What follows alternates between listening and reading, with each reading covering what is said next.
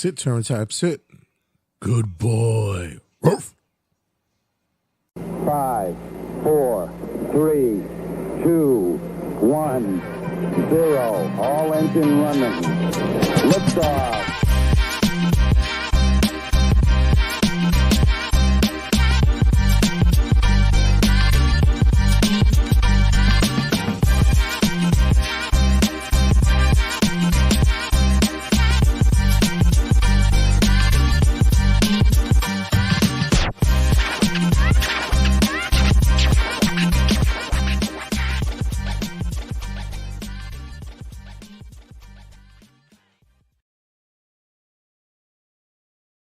Sir, it seems like you and I had a jam-packed weekend of wrestling and other stuff, if you want to call it that. Oh, absolutely. Man, I love it when we have such a full weekend of wrestling, and then more wrestling to come because apparently this upcoming weekend we have one, and then boom, another weekend of wrestling again. Yeah, another afternoon show.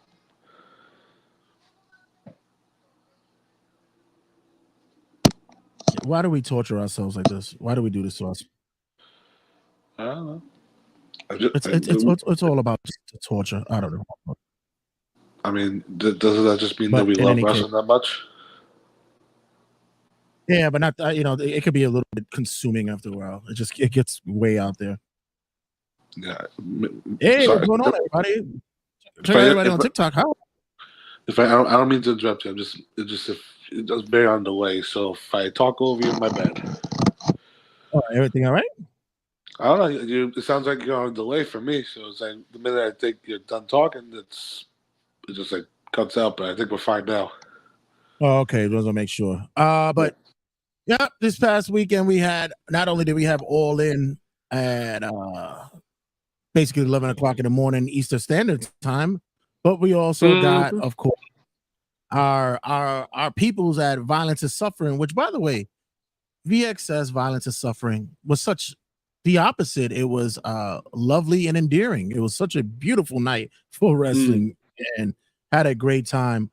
Shout out to the boy Isaac for putting together such a great show, and I have to say that the fan base was phenomenal that evening. It was a great turnout, man, and it was great to see everybody who we know from the circuits and such who pulled up and was showing up. Man, it was a great time, a great night. Absolutely, no complaints. Yeah, just a quick synopsis, a rundown of what went down. Funny story for me that happened. Was at the bar.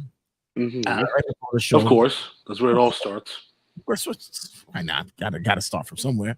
And I had an older gentleman sitting beside me, asking me about am I a wrestling fan and such. And I thought he was there for the show, but apparently not. He's just a frequent patron of the bar that's connected, and immediately began to go down the road to talk politics with me. Oh. Being in the town and state that we were in, I just let him rip, and I just kept my mouth shut and just let him go and nodded my head. Was like, nice. Yeah. Of course, it was very right leaning and such, but I was like, okay, gotta expect that. This is when in Rome, do as the Romans do. But I must say, with all his right leaning ways, I must say that he bought my drink for me. He bought a drink. So I was like, hey, it's not all bad, right? It can't be all bad. Frankie, what's good, my guy? Gentlemen, what's going on? And for those who are checking in and showing us love on TikTok and on Instagram, what's going on, everybody? Hey, going to give you some insight on what went down with not only All In and the All In review, but for VXS. What we got for just a quick synopsis with VXS? I mean, where do you want to start? You want to just go through everything match by match? No, not really. Let's just go. Let's just say, guys, if you don't check out VXS on YouTube, the full show Arrival 2 is on YouTube right now. They blessed us with such a gift of a great show. I was sharing that with everybody, man, and they had a great turnout in the building. But their YouTube views has been going crazy as well. So show some love. Hit the family up. Subscribe. Be a part of that as well, and take this gift that was awarded to you guys because we were grateful to be there live. So yeah, just quick synopsis of what went down. So overall, we opened the show with Joe Janela and Masha Slamovich in a Pure Rules match. It was very different. It was very different for two people with different styles, but honestly, it was really good. You know me, I'm not a big women's wrestling intergender fan. Women wrestling, yes. Intergender, no. But for this, I have to say, Joey looked good. I have to. He, as much as Corny gave him some, gave him shit for some years, but no, he looked good. I was very shocked to see how he's working on himself. I mean, when you think of a Pure Rules match, these two are the complete opposite ends of the spectrum of what you expect. But I think overall they did the best they can with it, and you know what? It came out very solid. Yeah. Gonna give you guys a review of All In soon. I know someone on TikTok was asking, but we'll get to it in a minute and give you guys. Review of that. You're getting a double dose today. Yeah, you're getting the double banger for bang for your buck today. So solid match. I like the way that they incorporated the Pure Rules match style for this one, and I have to say I actually did enjoy it. I thought it was a good match. Next up, we had a Prove Yourself 4-way with Diego Hill, Ryan Clancy, Morgan Dash, and Jody Aura. I knew of Diego Hill before this match, so it was kind of good to see him in person. All four showed out. Again, another solid effort from all four people in this match. The only way I would know him is because everybody kept chanting "Go Go Diego Go," so I was like, okay, I guess that's him. Yeah, that was me. But everybody else, I was like, okay, cool match. You know where like Javon Evans was wrestling in DPW? That's where Diego Hill's from. Okay. He's one of the North Carolina people. Okay. Any other thoughts on that one? No, like I said, four-way match, fun. That was the one that had the short dude in it, right? That had the mini AJ Styles in it. Yeah, and the other dude that looked just like Swerve Strickland. Yeah. Okay. That was it. Just that spot with the mini AJ Styles one. I was like, oh, okay. The one dude, Ryan Clancy, who had the manly gimmick. I mean, that dude looked impressive. Yeah, I was only upset because I wanted to see more of it. He had the whole 50s gimmick with no elbow pads, no knee pads, with the trunks. I wanted to see more of it. Yeah, you had the other three teasing suicide dives, and then when it was time for his turn, he just got on the ring apron and just stepped off for a double axe handle, which was pretty cool. Right. Then we had Jimmy Lloyd and Ricardo Rodriguez. I told this to M2 Inc. and he goes, wait a minute, Ricardo Rodriguez wrestles? I said, dude, he's actually really good. Like he wrestles under the gimmick El Local in Mexico with a mask. So he's actually solid. Yeah, he did that in NXT for a little bit too. He was El Local.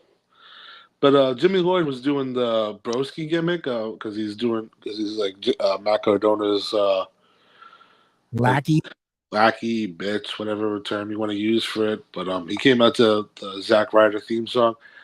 I thought this match was okay. It really didn't pick up much.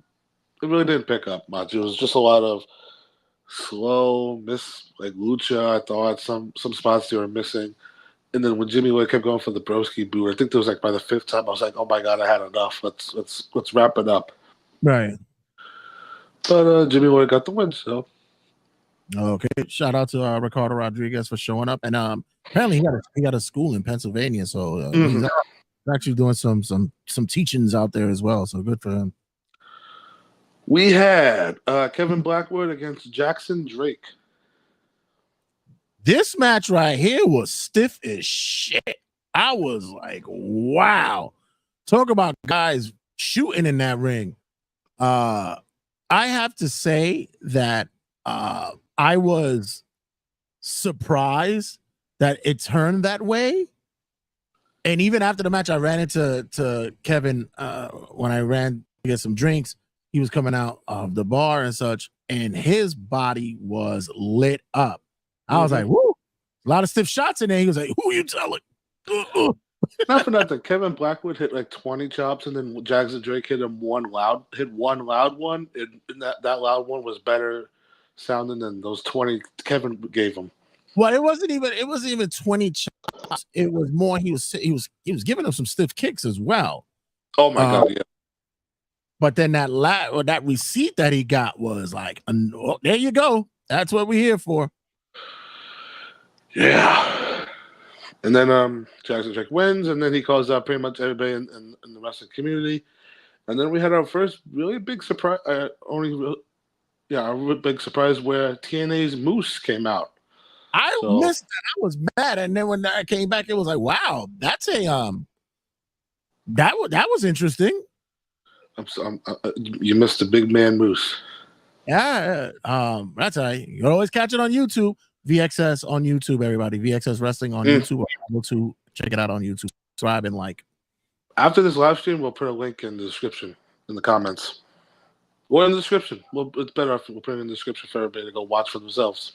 Sure. I mean, Isaac would love that from us. Of course. It doesn't help. It's better for everybody to hear our like small reviews, so then they can go check out the show themselves and have their own opinion. Yeah, of course. Like, really, what the fuck do we know? We don't know shit. So honestly, we're just a bunch of Mark wrestling fans, right? Exactly. I mean, I like to see more of Jackson Drake. Let's be real here too. I mean, I've seen a lot of Kevin Blackwood, but I want to see more of this Drake kid. Yeah, I've not heard of him, but he looked really good. He looked impressive against Blackwood, and I've always been a fan of Blackwood since a couple of years back, and he's been cranking out some matches, but the new kid looks like he's going to be set for some upcoming big matches, and hopefully he could stay around the Eastern Seaboard, New York City side. Yeah. Next up, this is my match of the night personally. It's Jay Lyon against Santana Jackson. You know me in these gimmicky style fucking matches. But come on, Jay, this match was something different. Okay, so seen Santana Jackson in the early days of EXS, and its formative early days coming up, and even that I was going, what the hell is this? Like, what are we doing here? But tonight I gave it a chance, especially since our boy Jay Lyon was in the ring. I said, hey, this is gonna be, and sure enough, it was. And I have to tell you, I was entertained. I really was captivated by this. It was funny because I think when we got to the venue, you just ran into him like as we walked up to the building, right? Right. It was funny because you look over and you go, "Oh shit, there's Santana Jackson." No, the funny part of Santana Jackson is smoking a cigarette outside, right. And I'm going, dear God, I hope it isn't real. Like art doesn't imitate life, or what happened with the real Michael Jackson when his hair got on fire. But at the same time, he was just caked up with makeup, boy. I was like, woo. Yeah, I was about to ask, since this was the first time seeing him. I mean, it was definitely makeup, right? Like, it's not just like he doesn't physically look just like him, right? There's a lot of makeup on there. A lot. I couldn't even tell, like, if you would take the makeup off, if it would go away. But yeah, it was a lot of makeup there. He does have that that he got that down pat, getting that face going on. Interesting. But overall, this match was entertaining. They had their comedy spots, but we'll say towards the end, when Jay Lyon did the suicide dive, took everybody out, took the whole section by me out, then the lights went out, and then Santana Jackson popped up from underneath the ring with the wolf mask, which, funny enough, during the match, I didn't think that was going to be a spot, or I didn't have Thriller in my head at all. So that was a genuine surprise and pop for me. So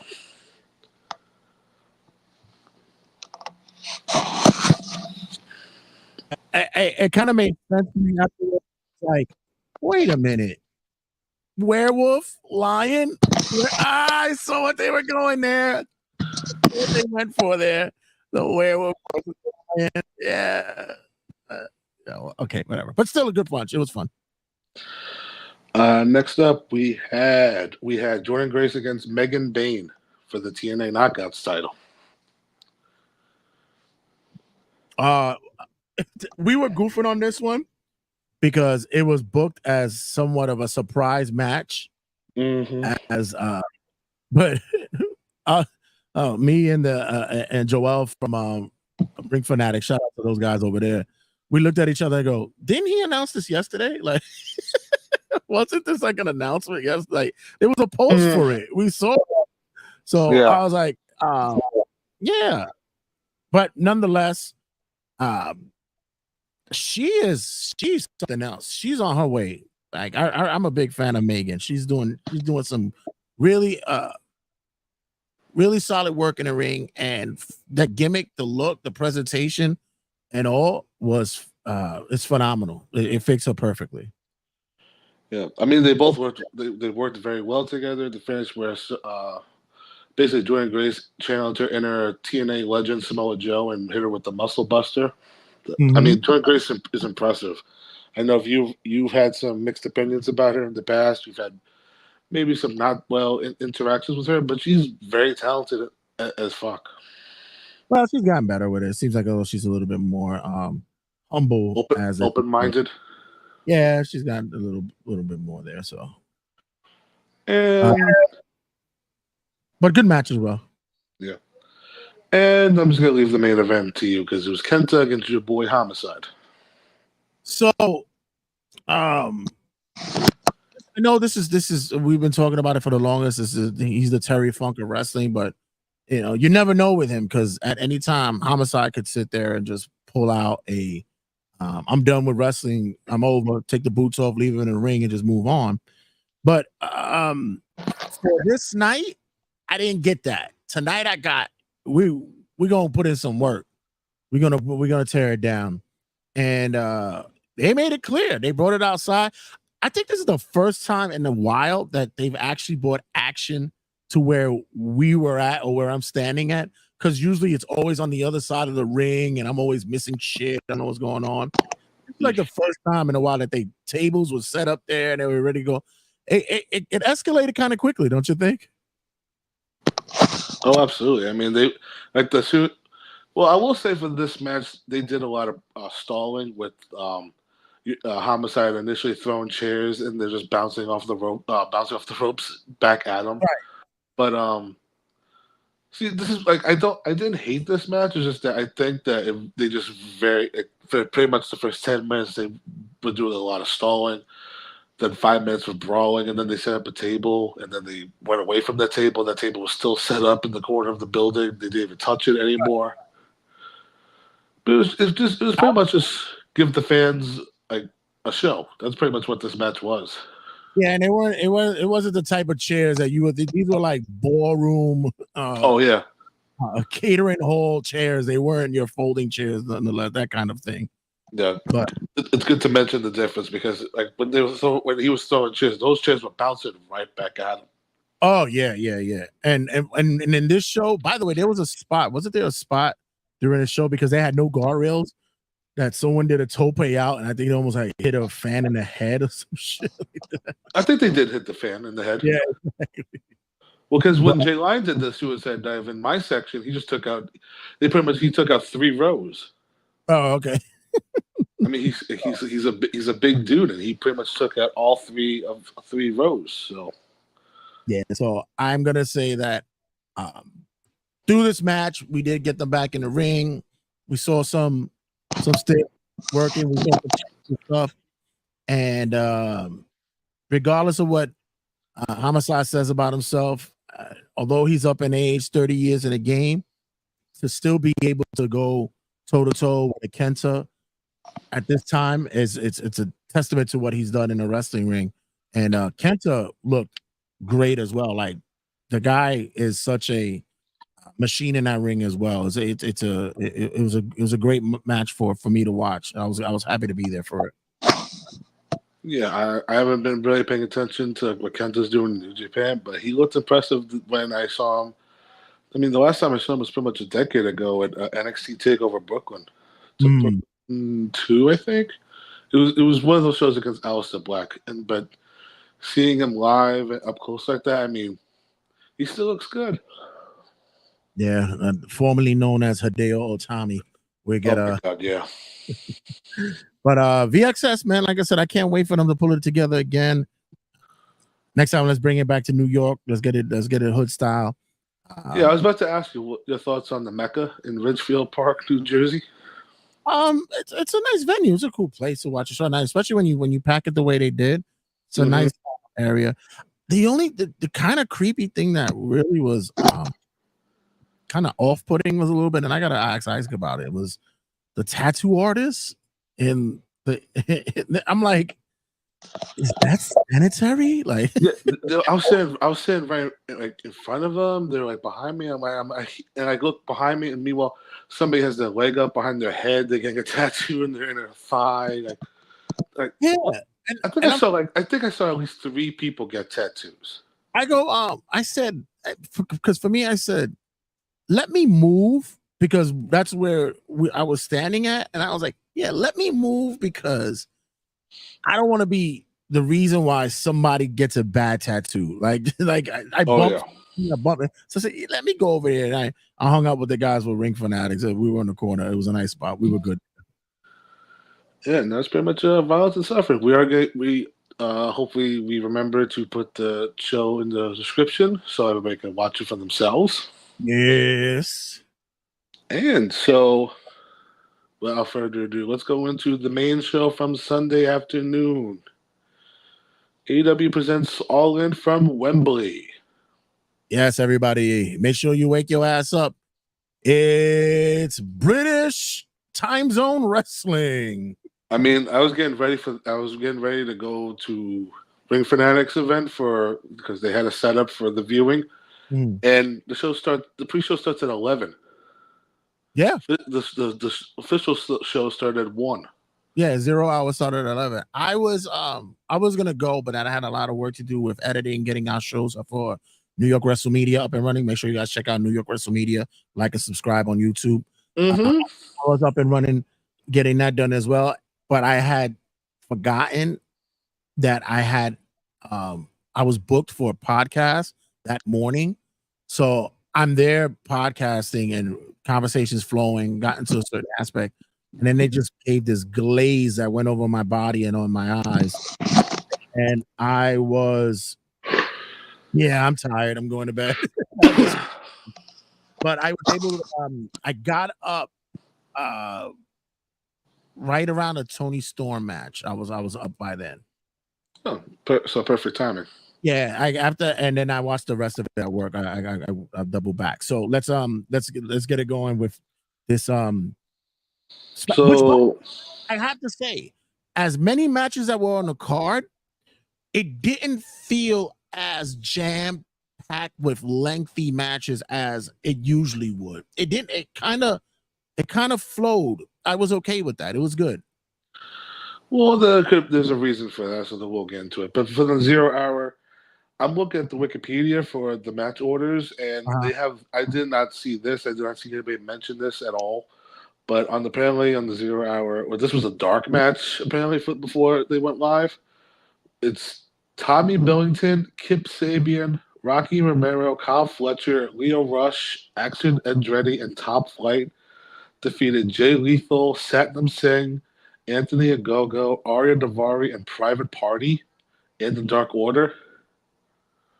Yeah, I saw that. I didn't see the match, but I saw that. What the fuck did I just read?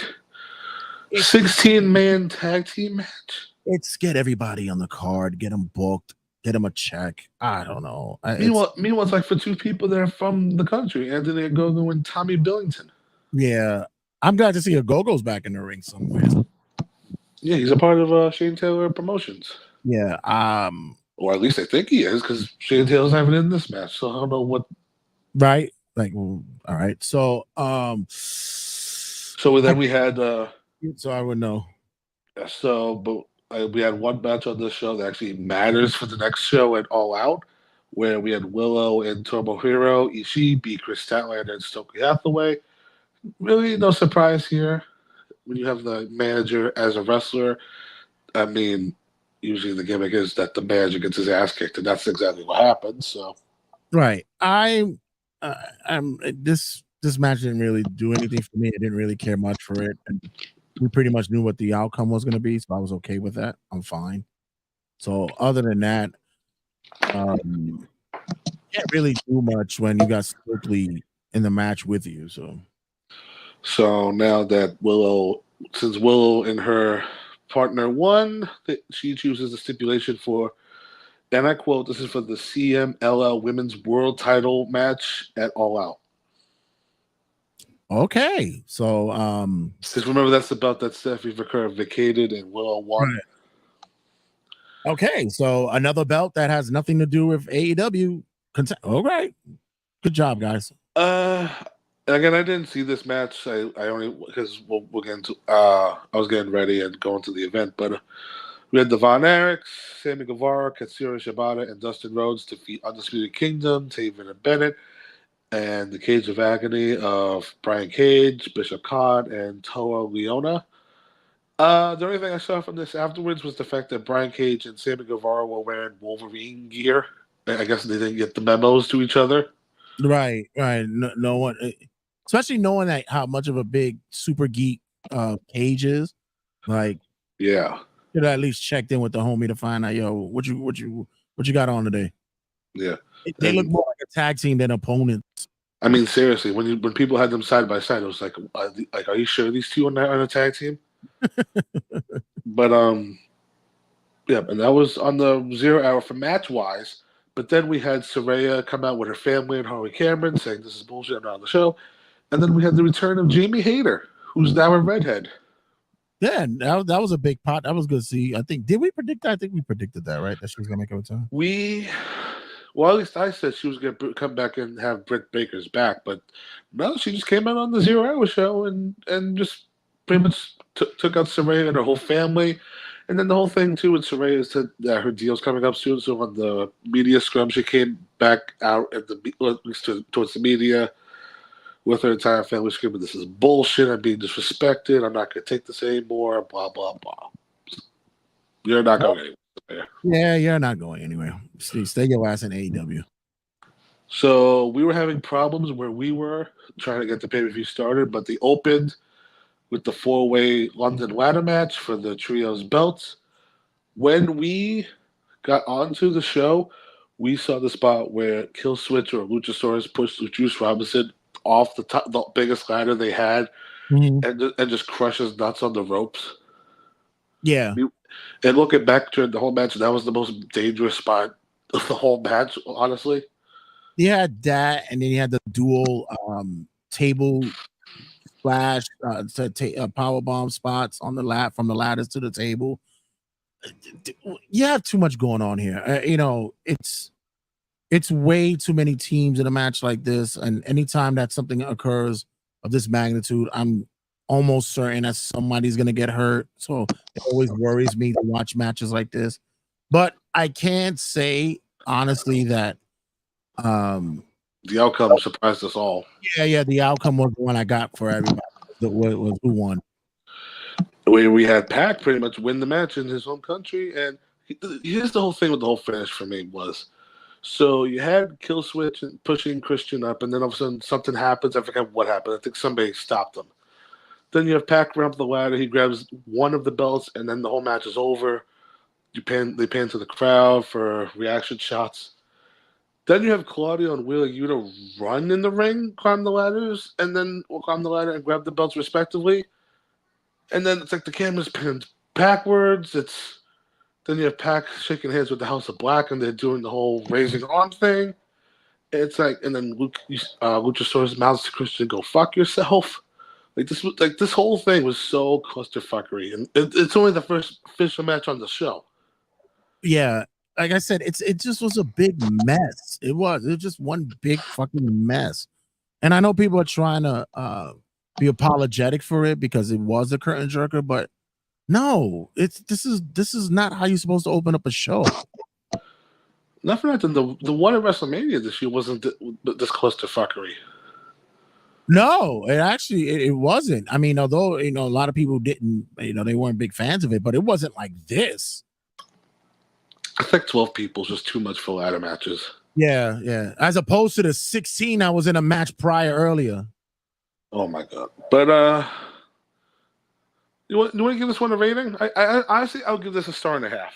This was not the best way to start the show. I'm not doing that Meltzer shit. Fuck off. I'm giving it it wasn't good, period. I'll just leave it at that. A thumbs in the middle. A thumbs up they asked for everybody who participated in that shit. That shit was just not good. Next up, we had the Glamour Mariah May versus Timeless Toni Storm for the AEW Women's World Title. So you tuned into this match, correct? I got on the ground floor of this match. Not a bad match in my opinion. Mm-hmm. I think Mariah May's shenanigans throughout the match were pretty much a highlight because you had her doing the running drop kick to Luther on the outside, slapping Toni Storm's mother, and then giving Nigel McGuinness a kiss on the head. Right. Like she was playing the whole crazy gimmick, and she came in with the win, which I'm happy for her. Yeah, we kind of predicted that was going to happen. We were going to see the crowning of a new champ. Toni looked a lot better than she did when she was on Dynamite against Saraya. Oof, what a match that was. She was pretty much phoning it in on Wednesday. Let's be real, everybody. Yeah, that's exactly what it seemed like it was. But nonetheless, the right person won this. And, we'll see what is going to happen from here on out. With will this be a continuous storyline, or are we going to see an arcing way down the line for Mariah May and who's going to be her next contender? Well, they filmed the thing where Toni Storm was pretty much dancing outside or leaving the arena. I think for Toni Storm's sake, I think it's like take a month off or at least a month and a half. Let's build some new people up for at least Mariah to face because this women's roster is loaded. There's definitely people there for Mariah to face. Right. And for Toni Storm, she's been consistent since doing this timeless gimmick, so might as well give her a break. Yeah. Okay. The argument can be said about this, regardless of how you feel about the storyline. This could main event a Dynamite or a Collision, but you can make a case for it regardless of how you feel about the storyline or the character. But last chance match for the FTW title, Chris Jericho versus Hook. Oh, this actually made me feel really bad for Hook. Really, because it feels like he keeps going backwards. Yeah, and I also feel as though that this kid has potential and doing this nasty work, as the kids would say these days. This is nasty work for him, and I really, really feel as though that we're not seeing like a possible elevation for him. I think that and it became something of a topic in the media scrum.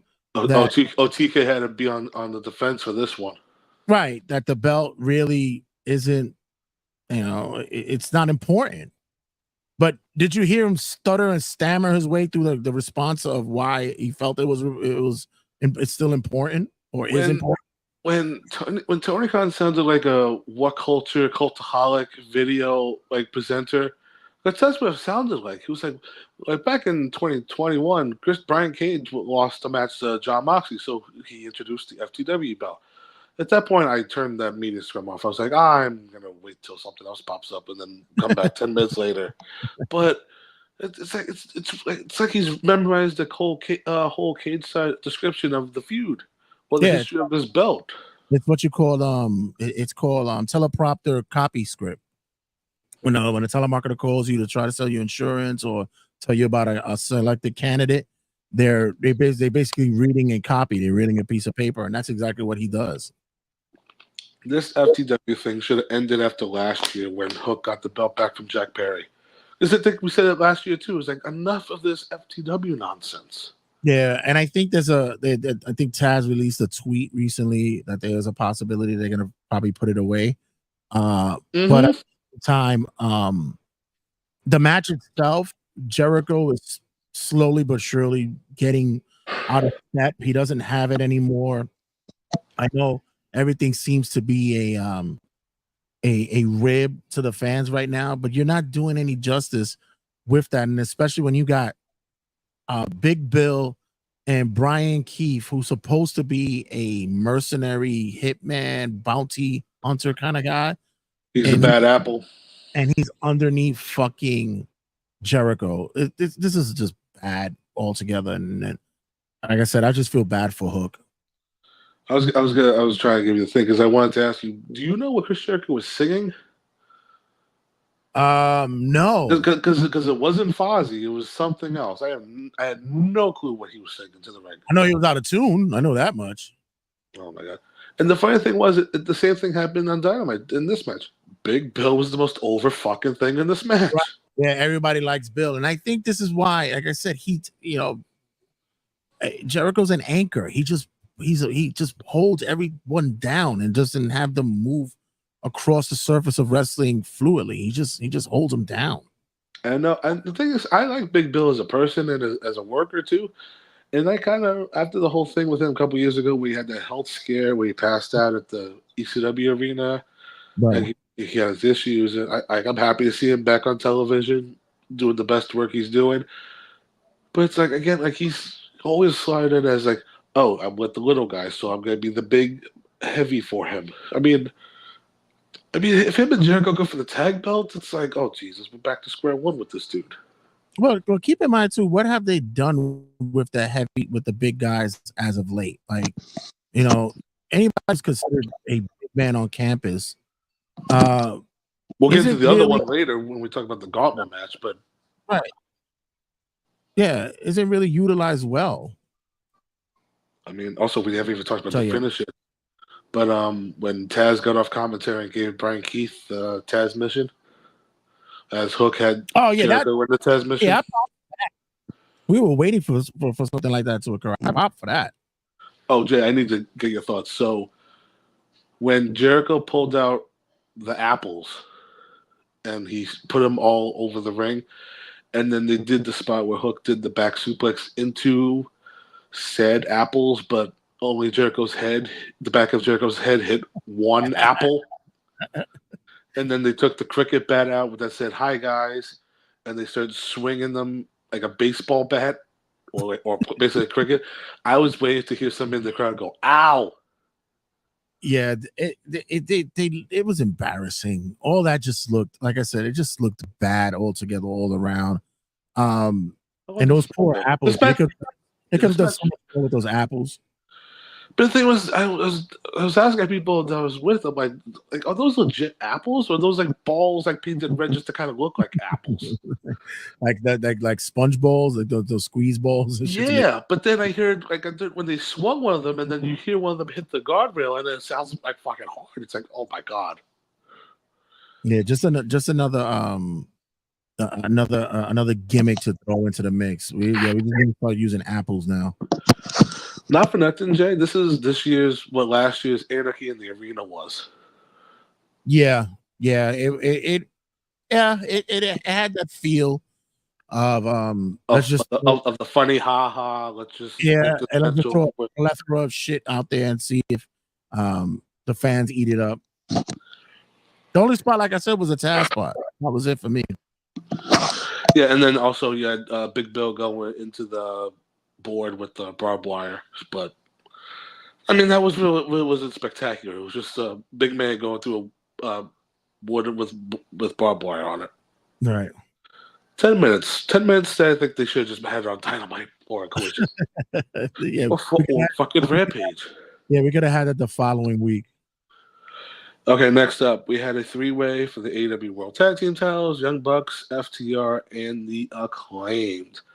This match, hold on, because I have the ratings, because I think everybody was making a big stink out of this. So the Hook and Jericho match, mind you, Meltzer, 4.5 stars.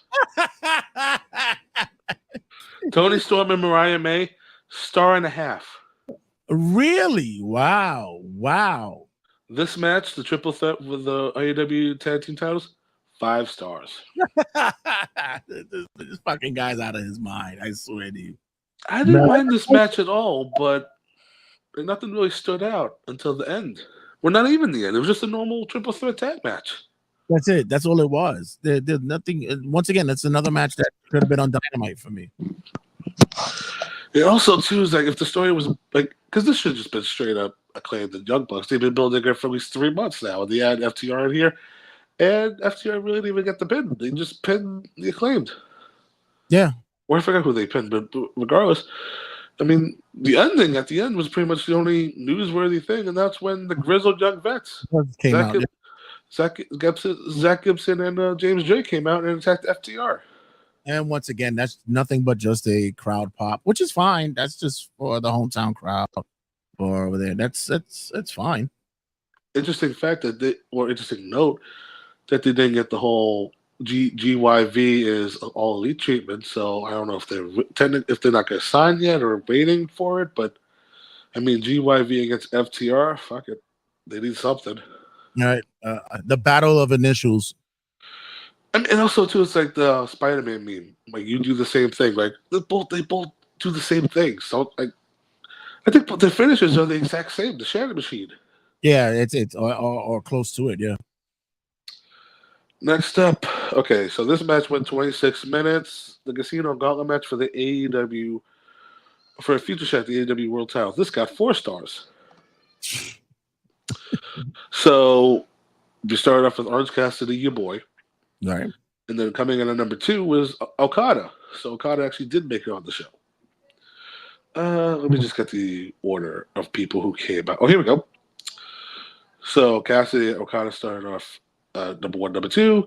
Then number 3 was the big surprise. Nigel McGuinness. That kiss from Mariah May really did something to Nigel because he got his ring gear on and he looked exactly like he did a decade earlier. He looked good, man. I was so happy to see that that he was ring ready. When he got into the ring, he looked like he didn't miss a step. It looked like he was, especially when him chaining with Zack Sabre Jr. Joint manipulation. Yeah, it looked like he was just still that classic McGuinness that we knew from the ROH days. It's funny because I had told M2 Inc. about that, and he goes, "Who is that?" And I go, Desmond Wolfe from TNA. He goes, "Oh, that's Desmond Wolfe." I was like, "So you know Desmond Wolfe, but won't know who Nigel McGuinness is?" I was like, "Okay, I got it. I get it." Fucking M2. Like, are you serious? And it's crazy because he knows so much about wrestling, but that he missed that one with. I said, dude, look up look up Nigel McGuinness, Ring of Honor, Bryan Danielson, all that shit. They're classic matches that you gotta do your work. But yeah, it was good to see him, man. And it's one of those moments that they did an interview afterwards, and you could tell how excited it was. It really was a emotional moment for him. He talked about how so just a one-off, right? He didn't close the door on it, but he did say it was a milestone, something he needed to get off his bucket list because in '92 he was there for SummerSlam, Boy versus Brett, and he said when he saw that match he needed to have a match at Wembley, and that never could have happened for him until this day and age. And you know that's the good thing about Tony Khan. As much as we could fucking talk shit about him with all his booking and shit, for instances like that, you give guys, you know, something that they haven't been able to do, and he gave it to Nigel that night. Yeah, I mean, when he came out, the crowd went nuts. Right. We had him standing off with Okada. He pretty much had to stand up with everybody that came in. Next up was Kyle O'Reilly, then the G1 winner, Zack Sabre Jr., which I think both of us are very happy about Zack Sabre Jr. winning the G1. Yes, definitely. I didn't need to hear him bitching for the next fucking few months about how his career's shit now. I didn't need any of that. Didn't need to hear him. Didn't need to hear anybody that supports New Japan Pro Wrestling about it anymore. Like, please. It's funny enough because I think I predicted him to win like 2 years ago, and now it came true for me at least. Yeah, but for on this night, he had a good showing in this match. But continue on. Next up, we had Roderick Strong, then Mark Briscoe. By the way, we want to mention this because I think there's no other place to mention it. But the predictions, Jay predicted that Forbidden Door would be in London 2025, and he called that shit 2 days. That shit was announced 2 days later. It's scary, bro. I know my business. It's scary. Just want to get also, like again, we're in the middle of this, but there's a lot of time to mention this. But quick thoughts on Grand Slam going to Australia in February next year. They're gonna pack it up. So just quickly before that, VXS Wrestling, what's good? Make sure you guys check them out. VXS Wrestling. Subscribe and like. Make sure you check out Arrival 2. It's on there for free.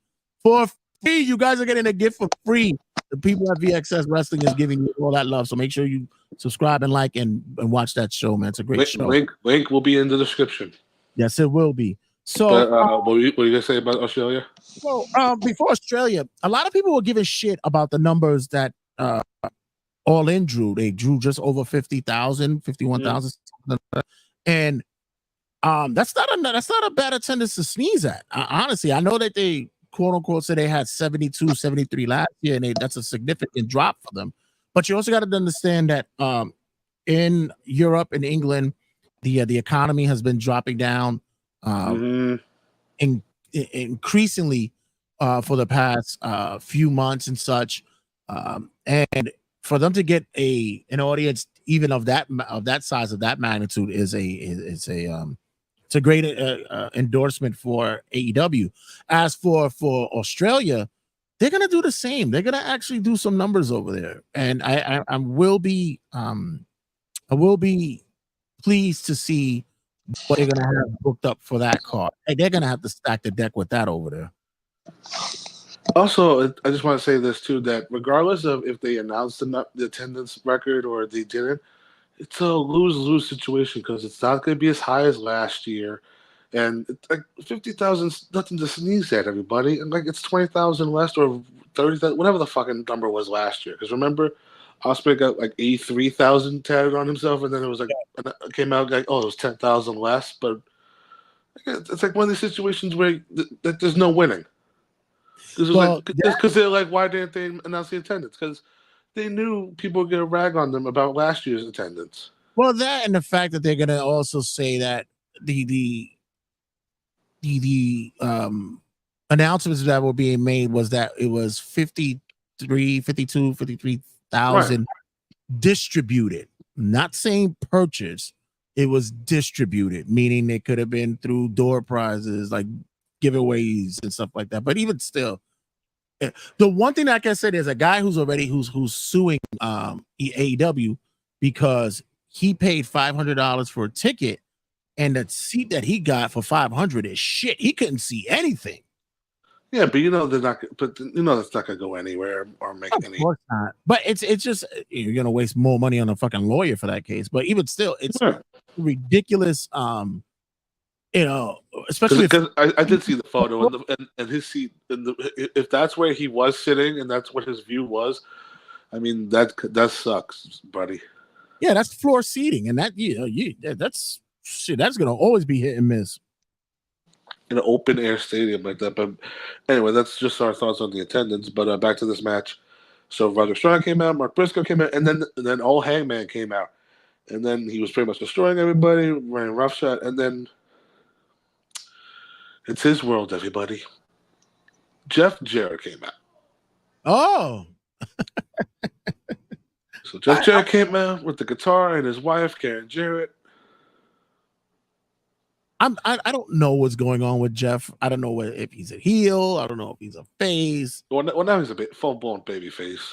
Is he though? Like, I don't know. It's just, I know they love him. I know people do love him, and there's what's not to like. And Jeff is actually fucking hilarious, and he still could work at his age. But the funny thing is, he's still one of the best workers going in the company. Yeah, right. At his age. And it's so funny too that he talks about on the show where he's like he wants to start up our own promotion up again like GFW. Meanwhile, Ring of Honor is sitting right next to him. Like, why doesn't TK say, "Hey, Jeff, run Ring of Honor for me. You know how to run a promotion, right?" Wouldn't that make some sense?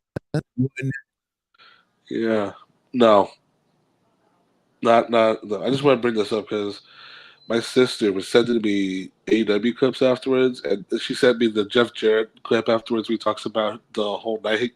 She goes, and I quote, OMG, he got old. And what have I found? Is this the senior citizen WWE?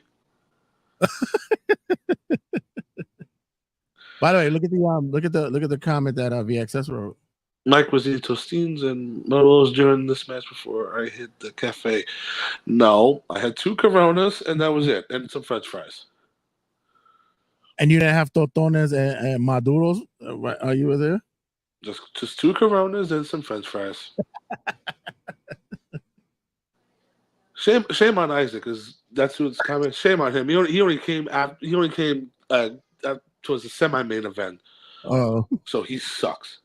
But anyway, so we had Hangman. So then they're teasing the whole spot where Hangman's about to punch Karen Jarrett because Karen Jarrett's in the way, and then Ricochet makes his way in the gauntlet, and the crowd went banana. Like, yeah, legit. Let's be legit. He did get a good pop. No, I know. That's what I said. The crowd went banana. Yeah, of course. He had the whole pyro. Mm-hmm. It was the surprise that everybody knew was coming. Yeah, that's what I'm saying. This was like spoiled like 2 days ago. But and he came in dressed in the old attire that he had before, with the AEW colors on. Yeah, he wore that attire before with the AEW colors on. I remember because people were doing memes saying, "Uh-oh, Ricochet's leaving. He's gonna go AEW. Look what colors he got on." It was definitely weird also with this match. I don't know if you noticed it, but the interval times everybody was coming out of, it was like random. Yeah, it didn't seem to have like that whole Royal Rumble kind of feel. Like certain people had more time. Like as soon as Mark, or who was it? I think it was as soon as Roderick Strong got in there, because and also it's a long ramp, so he was running down there for at least a good like 10 seconds. Right. Then like immediately 10 seconds later, like 5, 4, 3. But yeah, it was just like whatever happens. So Ricochet did some dives early on, and then funny enough, that was pretty much it for Ricochet at this point. Because then next up, we had the surprise of Christian Cage coming out. Came out limping from his ladder match at the beginning of the show. Ricochet dove on him. And then Ricochet dove on a bunch of other people on the other side. Hangman took a guitar shot to the head, so that took out him and Jeff Jarrett. And then towards the end, everybody was scrambling to get a pinfall. And then as Christian is going for the pin on, I forgot who it was. I think it was probably Mark. Next entrant came out was Luchasaurus. Ran to the ring, was screaming at Christian. Then swerve. He grabbed Kyle for a chokeslam. Christian pinned him. 1, 2, 3. Christian and Luchasaurus hug. Mother Wayne and Nick Wayne come on the ramp clapping. And Christian wins a future world title shot, which they also clarified on the 0 hour and during the show that Christian has, with this contract, he can cash in anytime, anywhere. So it's money in the bank rule. Christ. Oh. So we had a silly swerve, and Christian Cage now has the money in the bank contract, pretty much. Right. Overall, I enjoyed this match. The surprises was definitely the highlight of this match. But then once we got to the Christian Luchasaurus thing, I was like, oh, I get it. But it's also like, did I just see this? Or I felt like I saw this at World's End because Luchasaurus won the TNT title shot, and then Christian lost the belt, and then he got the contract back to get this belt back. But that's like, just hash and repeat. But what they want is to have. The turn is going to happen. We will see the turn, and there's going to be Luchasaurus kill switch costing Christian the world title. I don't care anymore. Yeah, exactly. That's the problem. Next up, this is pretty much match of the night. Or, this was the best match up to this point. Will Ospreay versus MJF for the AEW American Championship. Dave Meltzer gave this 6 stars. Oh my God. I don't know which one he does first. Does he juggle fucking Will Ospreay's balls first, or he licks his ass? I will say before the bell rang, I gave this 1 star just the fact that MJF came out in the Uncle Sam hat. Oh, plus he also had on the Lex Luger trunk. So, but that was his downfall in the end, Jay, because he idolized Lex Luger, and Lex Luger, if anybody knows, is a loser. The Lex Express. You got to get the Lex Express gear going on.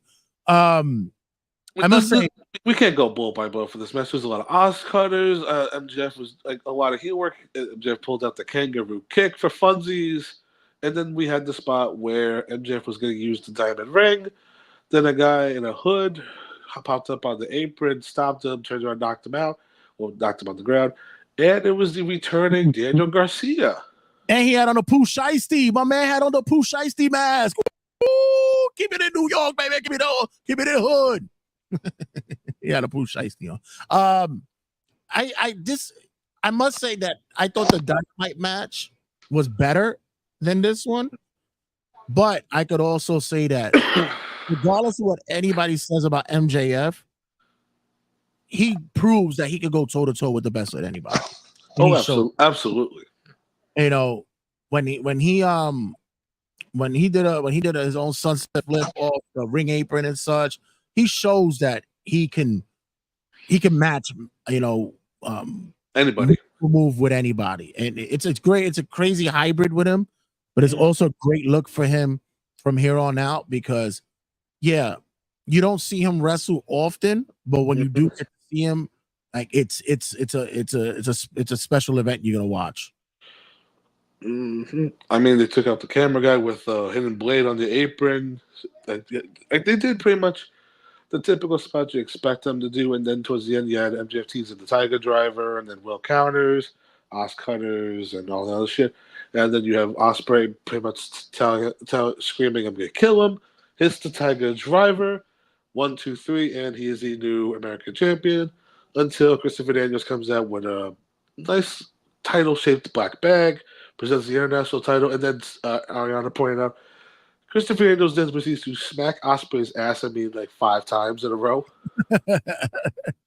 So Daniels got his Wembley moment by smacking the home country's boy's ass. But I knew Ospreay was going to win the belt here, and they were going to go back to the international thing. So yeah, but my whole great match. I maybe would have not pulled the whole Tiger Driver thing for this match. Wasn't necessary. I would have dragged that storyline out a little bit more. And plus, to me, I would have probably used it as a prop or cracking the door a little bit open for him turning heel. But well, the way they set it up on Wednesday was when MJF made him bleed, and Bryan Danielson just went up to Will and said, "Listen, forget about me. Kill him. Use the move." And at that moment, everybody knew, okay, he's doing the Tiger Driver, and that's it. Yeah, and like I said, the match didn't need it, but nonetheless, Ospreay gets the win here, and like I said, MJF was really the star of this match. Mm-hmm. Next up, we have Mercedes Moné defend the TBS title against Britt Baker. This was slow start, and then finish came out of nowhere. Yeah, there was like 2 spots on here that just stuck out for me, but everything else was like just dry. The avalanche body slam from the second rope was a good spot for me, but anything else that came through it was bland. This was I wouldn't even say this was a Dynamite match. I would have said maybe Rampage. Yeah, but the thing was too is that everybody was saying, "Oh, Britt was sandbagging Mercedes," so shit. Because I mean, listen, Britt Baker has a reputation where at this point I could believe anything at this point. But I just looked at that match and was like, they were just very awkward with each other. They didn't know what they were really going to do next. And then they do the whole Eddie spot where Britt like falls on the ground, potentially got hit by the belt with Camille, so Camille's gone. And then like you had the Panama Sunrise from Britt on Mercedes, then the stomp, and then Mercedes wins with her weird gory special type move, and then it was just over. That move is shit. It's shit. She needs to move on from that move. That shit is fucking awful. Jay, here's another reason to hate on Meltzer. So Tony and Mariah got 1.5.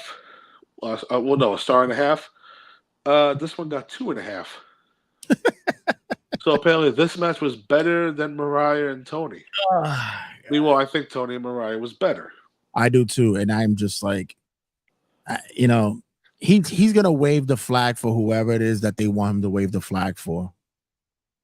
If the guy's in the pocket and they already know, everybody knows that shit. At least Dave. Right. Oh my god. I'm just gonna give you the star rating for this next match. Meanwhile, you know what's next. 5 stars for the coffin match with Jack Perry and Darby Allin. When he came out with the fucking tacks glued to his face, I was like, okay. I didn't think they were attacks. I thought it was like those stupid little spike things. Right. But, and the fact that apparently the match was cut in half. Yeah. It still got 5 stars. Can you imagine that? That's when 10:40, and all they did was all it was coffin drop onto the coffin, suicide dive onto the coffin. Then you had Jack Perry tie his arms, tie his legs, throw him off a stage balcony, put him in a body bag, and then put him in the casket. And that was it. And you think that was going to last 20 minutes? Really? I want to know what on the show went wrong that made them cut this. I know maybe the flamethrower was going to come out. Maybe. Who the fuck knows? Speaking of fire, Jay, because Young Bucks did come out in suits and they poured gasoline in the body bag and off the coffin, and then the lights went out and Sting showed up. I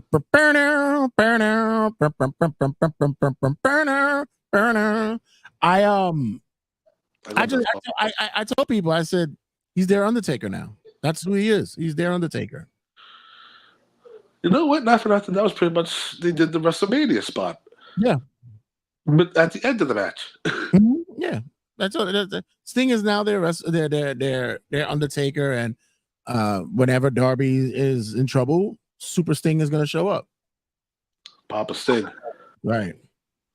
Came out and saved his boy from being set on fire, and did not do not one scorpion drop, but 2. A double one. I think I taught both Bucks. They need to do. He need that spray gel on his hair.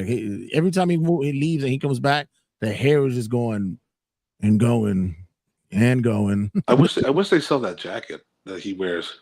All right, it's a hot topic. You might be able to find it over there. Nah. Pro Wrestling Tees. Go find Sting's jacket on Pro Wrestling Tees. Not only does it look cool, but it also that protects you from chair shots to the back. Apparently, Sting has the hookups. Main event. Okay, so this is the one where I think we're going to be very divisive on. I think, at least. Bryan Danielson, Swerve Strickland, title versus career. So the entrances alone were are going to be the highlights. One of the highlights, Jay, agreed? Right. We had you have the whole stadium singing Final Countdown. Right. Of course. And then Swerve coming out with his entourage. DJ Who Kid. I was expecting more female dancers to dance with Prince Nana, but that's pretty much a subdued entrance for Swerve here. Yeah. But so they started off strong with Bryan Danielson doing the suicide dive. You have Swerve teasing the daughter, Birdie, and you have Brie Bella in the front row. So, and then I think it was like I counted 5 minutes in, and Bryan Danielson is bleeding in front of his kids. Hey! That's what happens when you take a DDT or a headshot with a ring bell. Is that the spot? Yep, that's what it was. Okay, fair enough. But I mean, just the fact that he was bleeding and he was staring at his daughter, and then they pan to his daughter, and then she starts crying. So it was like Father of the Year moment for Bryan Danielson. Then Swerve was pretty much beating on him with kicks to the face, and of course they're doing the whole thing where Bryan Danielson's selling his neck, and then Jay, he did your boy's move. He did the fucking cop killer, and the thing was that he hit it, and then they immediately had the doctors run in to check out Bryan for his neck, and then they show a replay. And it looked safe as hell. The cop killer. Yeah, I was about to say. I was like, "Ooh, that's copyright infringement." Ooh, Really? No, I'm kidding. That's not it. But I think that I understand what they were going for. It's like, oh shit, he broke it. He landed on his neck. And meanwhile, the replay shows that he landed the most safest way he could Yeah, have. exactly. But then yeah, Brian basically at this point moving with one arm, of course, because of course nerve damage. Everybody, he has a broken neck. No. Running knee, swerve. Did you like the spot where Brian hit the third running knee and Swerve bounced off the ropes and just shook it off? Yeah, right. I even this is why I'm saying, like, as much as I love Bryan Danielson, a lot of his stuff for me is just becoming very repetitive. Formulaic. Yeah, and you know, at least he didn't twitch. He did do the twitching spot. He cut that from this match. Yeah. Because as soon as he landed from the cop killer, and you knew like on the ground he's gonna start convulsing or shaking, but right. But like Swerve, the heel that he was during this match, he just told the doctors, "Get the fuck out! You're not stopping this match. I'm gonna end this match." So then you had the running knees, Swerve bounce off the ropes or bounce off the corner, no sell, hits his running capo kick. I think it's not the capo kick, but the kick where Brian's seated in a seated position, and then he kicks him in the face. Right. And then Hangman Page just comes out of nowhere, distracts him. But that doesn't cause the finish right away because then Brian grabs or does another running knee, then locks Swerve in for the submission, trapping both his arms, and Swerve tapped out, and we have a new world champion. Oh, but you know, it was because of Hangman the reason why he lost, and it was like, no, it really wasn't. It was apparently because Brian grabbed both Swerve's arms. Yeah, that did it. Oh yeah, he snapped his fingers. He broke his fingers. Yeah, that was it. Then, Jay, it's time for the big family celebration. There's Brie Bella, there's the kids, there's Claudio, there's Will Yuta, there's Pac in the corner, there's Ring Gear just standing in the corner. Mad weird, like what the fuck is Pac doing there? Like what the hell? I didn't realize that the BCC turned into the Bastard Combat Club. So right, oh, it just the shift occurred. Like, oh, hey, look who's family now. Woo! Somebody said at the viewing that when you're on universe mode and you don't have your available wrestlers, so John Moxley wasn't available, so insert Pac in John Moxley's spot. You didn't download Moxley because he had too much attachments to him. But just the idea that he had Pac just standing in pretty much in his underwear or in his gear, just standing there and going, "Good job, Brian. Good job." Then not even a smile on his face. He just looked like miserable. I mean, he was selling the fact that he's the bastard. And just to think about that too, that he was promised a one-on-one match for the international title, and then he's opening the show, getting a trios belt, and now he's ending the show congratulating the American Dragon on his big title win. Goes to show you what the real booking is going on over there. What the fook is going on.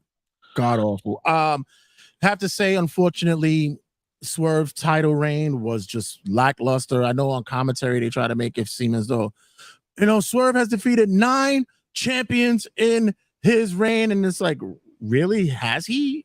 And he hasn't had one celebration since winning the belt. But other people have had celebrations, right? And you showcase him as a mid-card title holder. It just, aside from the match with Christian, which was fine, that wasn't treated as the main event because of anarchy in the arena. He at least captained Team AEW for Blood and Guts, but then like they didn't know how to book him either as a face or a heel because it was always a complex thing where it's like, okay, we need him as a face for this month against the heel Christian or heel against the face Will Ospreay, and this match they pretty much treated him as a heel. Mr. Meltzer gave this, Jesus Christ, hold on, 1, 2, 3, 4, 6.5 stars. Of course he did. There's no such thing of anything that could be taken serious with this guy anymore. Nothing. Final thing with Meltzer, did you hear him at the media scrum when Brian was taking questions and he had his daughter up there? And Meltzer was trying to convince Birdie, hey, would you like to go travel to Japan? Would you want to go to Australia? Like trying to have Brian like continue wrestling. Meanwhile, Brian's already said he's done after this year. His whole neck is all jacked up. Oh, Jesus. But once again, like I said, I feel bad for Swerve. Now he's got to go back to another fucking storyline with Hangman again. Like, really? This is what the fuck we're doing? I mean, you knew coming out of the show the Swerve and Hangman weren't done. I would have at least... You had a fucking blood match. A Texas death match. That should have been it. It should have been over with that. But what is the blow off, Jay? That's a good question. I honestly, because if a Texas death match isn't the blow off, what do you end this feud with? Because I mean, do you continue till World's End? Do you continue till Wrestle Dream? I would have at least said that if you were really wanted to put a spin on it. His first rivalry, some kind of storyline that he could have is possibly with Bobby Lashley coming into the company, something like that. But we're having a fucking return story, a continuing story with Hangman that really no one gives a fuck about. No one cares. You know what? That just actually brought up an interesting idea because didn't they recently trademark the Hurt strict whatever the fuck it was? I think it's Hurt Street. Hurt Street. Yeah. What if you just bring in Shelton, MVP, Lashley, and Ed Swerve to it? Maybe Prince Nana could be. Well, no, MVP would be the voice. So kind of kick Nana to the curb and say like Swerve gets a different like aggressiveness to him. So, to me, I don't know. It just put Swerve would just be Cedric Alexander's replacement at this point. Yeah, they just put me off with all the whole, just the whole Swerve run. It did nothing for him. It did nothing for the company. It almost felt like a long placeholder so they could just give Bryan Danielson the belt. I know there was a lot that they were talking about. I didn't really want to be a champion. And as a matter of fact, they were gonna actually do a reverse Montreal screw job where they were gonna give me the belt anyway, even though I didn't want it. Blah blah blah blah. And I'm like, come on, really? We all know you was gonna get the fucking belt. And we're doing this review the day before Dynamite, so he might just relinquish the belt tomorrow for fuck's sake. You know, it was the funny thing was that I would have, to really fuck with Swerve, I thought the Ospreay match would have probably closed the show. I really thought that would have really cemented the fact fucking legacy was shit. No, I see where you're coming from, but I think when they start building this up as the final countdown. Right. Title versus career. I mean, you knew this was ending the match. This is one of those things where hindsight, again, we were looking back at Swerve's reign and saying, was it too soon to give him the belt? You should have waited till the end of the year or let him build a couple more months. But now we have to ask the question because he did sign the new multi-year deal, so he's sticking around. But does he get another world title reign in the future? We'll have to wait and see.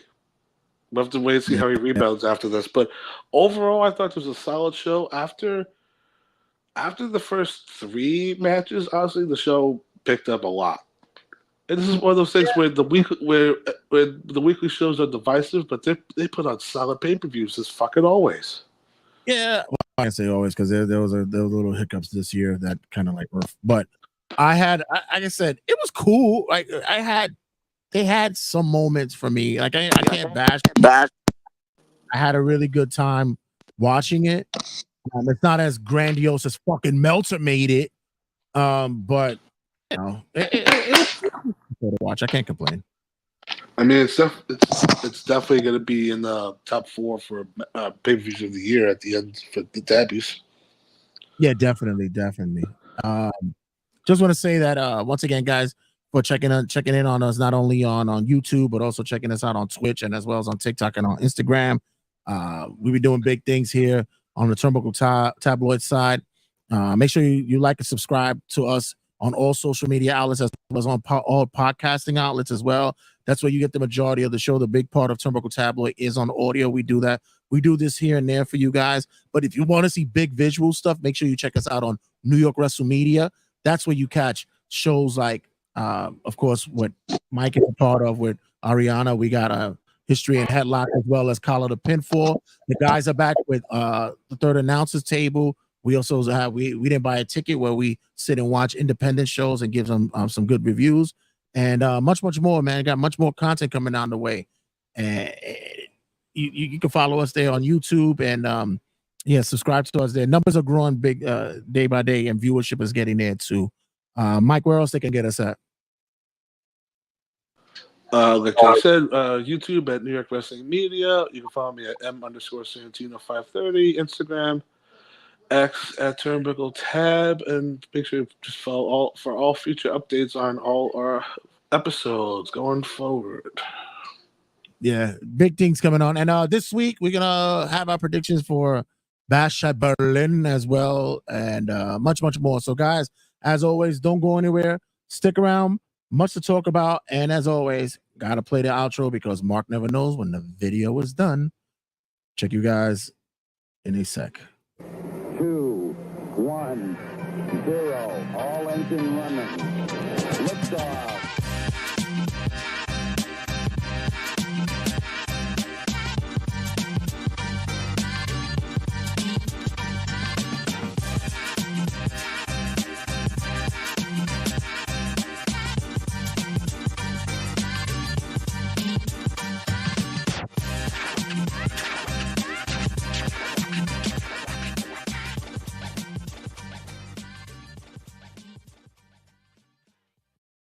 Sit, turn type, sit. Good boy. Ruff.